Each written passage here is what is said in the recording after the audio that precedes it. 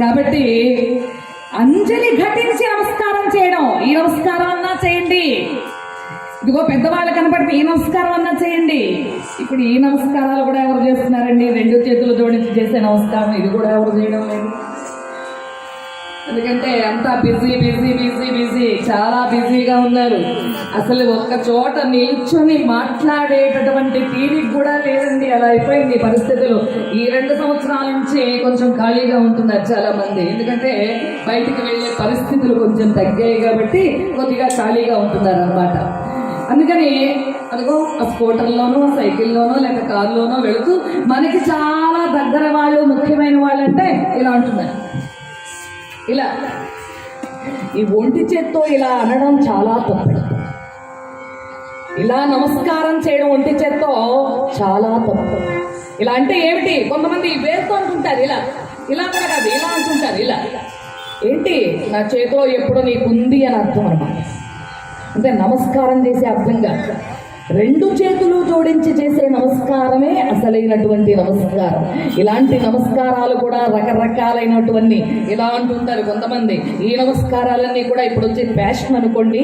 ఇక్కడ దక్ష ప్రజాపతి కూడా రకరకాలుగా అందరూ నమస్కారాలు చేస్తూ ఉన్నారట.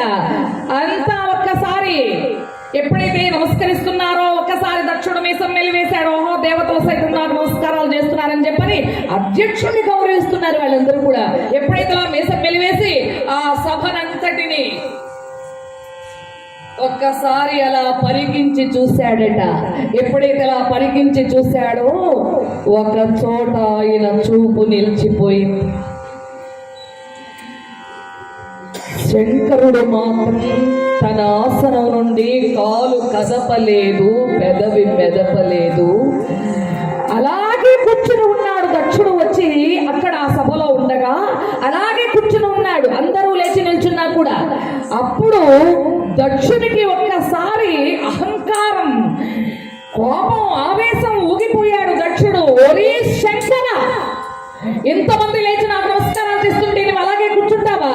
అయితేనేమి అల్లుడైనప్పుడే శిష్యుడవైతివి,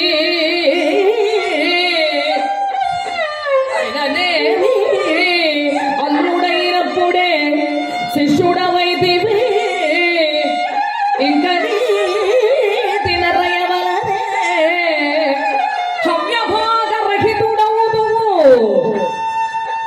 హవ్యభాగరహితుడవుదువు నీవని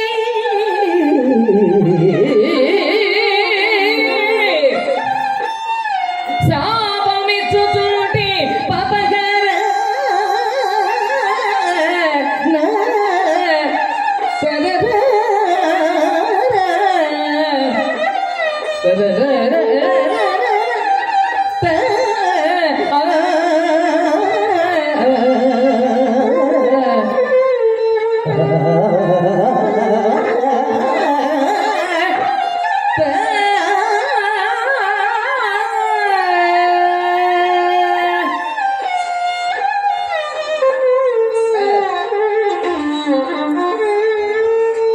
అయిననేమి అల్లుడైనప్పుడే శిష్యుడవైతివి, ఏనాడైతే నా కల్లుడు అయినావో ఆనాడే నా శిష్యుడు అయినావు. నాకు ఇష్టం లేకపోయినా కూడా నీవు నా అల్లుడు అయినావు. కానీ ఇప్పుడు ఇంతమంది లేచి నాకు నమస్కారాలు చేస్తూ ఉంటే నువ్వు అలాగే తిరస్కారంతో కూర్చుని ఉన్నావు. కాబట్టి నీ అహంకారానికి ఇప్పుడే శాపం ఇస్తున్నాను.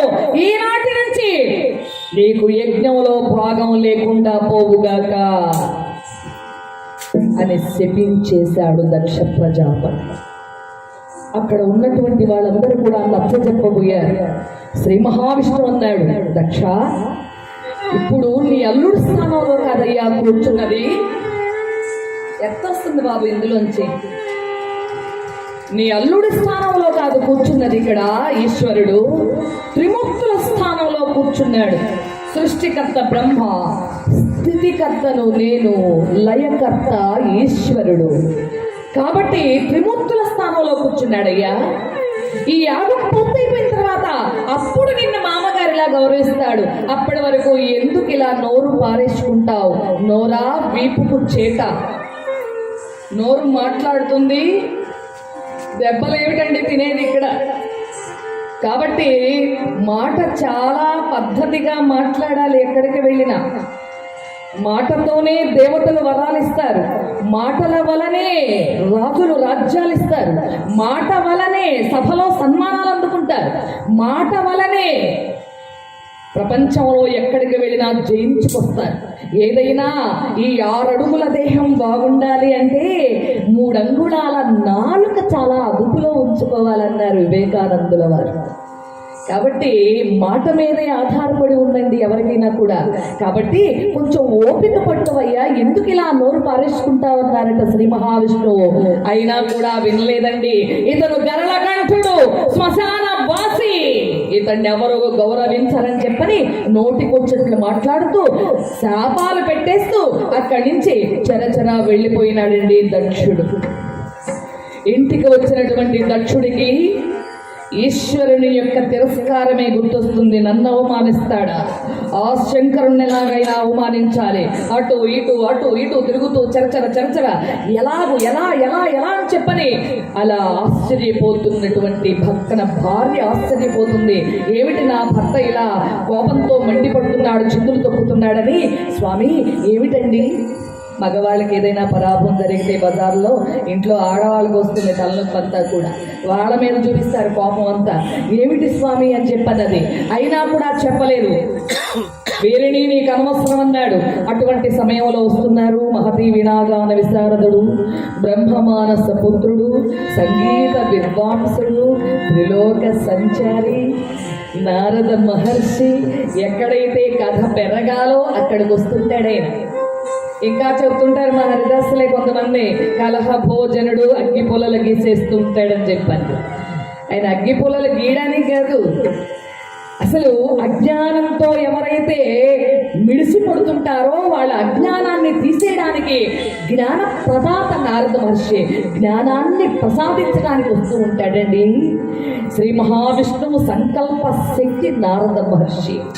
నారద మహర్షిని మరీ అంత తక్కువగా అంచనా వేయవద్దు ఎవరు కూడా. ఆయన ఎక్కడైతే కథ పెరగాలో అక్కడికి వస్తుంటాడు. ఎవరైతే అజ్ఞానంతో అలా తమ ఉనికిని కోల్పోతుంటారో అక్కడికి వస్తుంటాడు మహానుభావుడు. గొప్ప కుటీర గొప్ప